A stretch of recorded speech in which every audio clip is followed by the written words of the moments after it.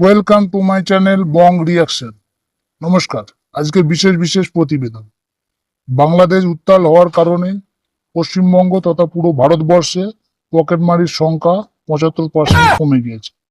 লুঙ্গি সূত্রে জানা গিয়েছে তারা প্রত্যেকেই বাংলাদেশি, তাদেরকে তাদের নিজের দেশে ফেরত পাঠানো হয়েছে।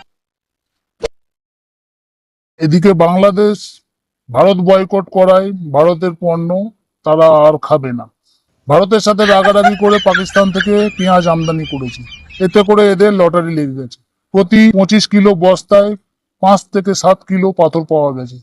লুঙ্গি সূত্রে জানা গিয়েছে তারা ওই পাথর দিয়ে ফারাক্কার দ্বিতীয় ব্যারেজ তৈরি করবে। এদিকে তারা এও জানিয়েছে ভারতের পাঠানো চাল, ডাল, আলু, পেঁয়াজ, ডিম ইত্যাদি এগুলো না খেয়ে তারা ভারত বয়কটের ডাক দেবে না। চলে আসি খেলার খবরে।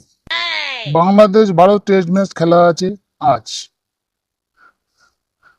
খেলার শুরুতেই বাংলাদেশ নিজেকে জয়ী বলে ঘোষণা করেছে। তারা এই আনন্দে সবাই লুঙ্গি ড্যান্স নাচ করছে। নমস্কার, পরবর্তী খবর পরে।